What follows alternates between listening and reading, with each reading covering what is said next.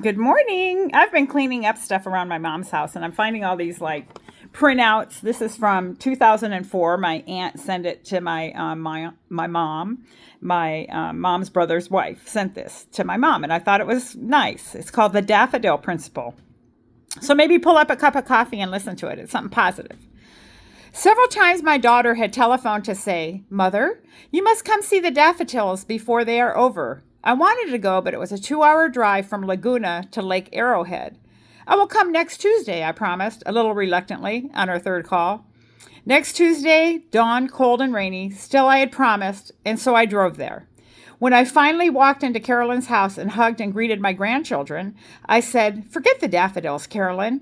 The road is invisible in the clouds and fog, and there's nothing in the world except you and these children that I want to see bad enough to drive another inch." My daughter smiled calmly and said, "We drive in this all the time, Mother." "Well, you won't get me back on the road until it clears, and then I'm heading for home," I assured her.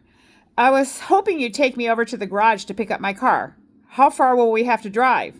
"Just a few blocks," Carolyn said. "I'll drive. I'm used to this." After several minutes, I had to ask, "Where are we going? This isn't the way to the garage." "We're going to my garage the long way," Carolyn smiled. "By way of the daffodils." "Carolyn," I said sternly, "please turn around." "It's all right, Mother, I promise. You will never forgive yourself if you miss this experience." After about 20 minutes, we turned onto a small gravel road and I saw a small church. On the far side of the church, I saw a hand-lettered sign that read, "Daffodil Garden." We got out of the car and each took a child's hand, and I followed Carolyn down the path. Then we turned a corner of the path, and I looked up and gasped. Before me lay the most glorious sight. It looked as though someone had taken a great vat of gold and poured it down over the mountain peaks and slopes. The flowers were planted in majestic, swirling patterns, great ribbons and swaths of deep orange, white, lemon yellow, salmon pink, saffron, and butter yellow. Each different colored variety was planted as a group so that it swirled and flowed like its own river with its own unique hue. There were 5 acres of flowers.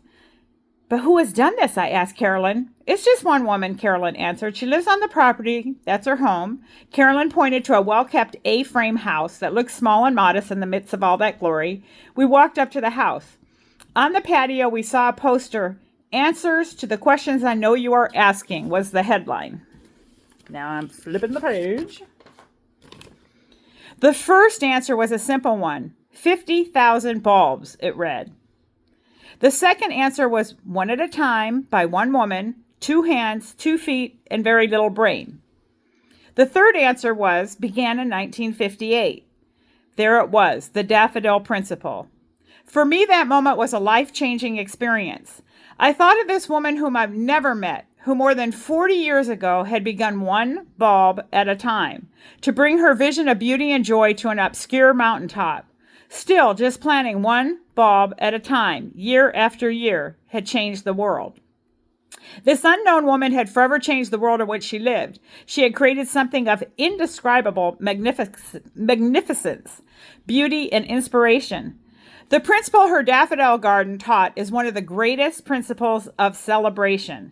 That is, learning to move toward our goals and desires one step at a time, often just one baby step at a time, and learning to love the doing, learning to use the accumulation of time. Then we multiply tiny pieces of time with small increments of daily effort. We too will find we can accomplish magnificent things. We can change the world. "It makes me sad in a way," I admitted to Carolyn. "What might I have accomplished if I had thought of a wonderful goal 35 or 40 years ago and had worked away at it one bulb at a time through all those years? Just think what I might have been able to achieve." My daughter summed up the message of the day in her usual direct way. "Start tomorrow," she said. "It's so pointless to think of the lost hours of yesterdays. The way to make learning a lesson of celebration instead of a cause for regret is to only ask, how can I put this to use today?"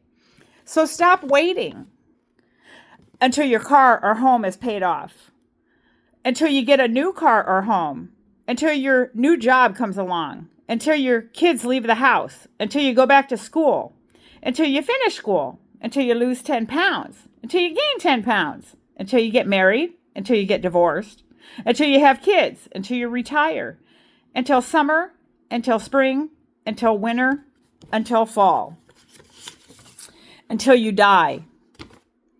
There's no better time than right now to be happy. Happiness is a journey, not a destination. So work like you don't need money, love like you've never been hurt, and dance like no one's watching. If you want to brighten someone's day, pass this on to someone special. I just did. Anyway, that's the Daffodil Principle. Peace.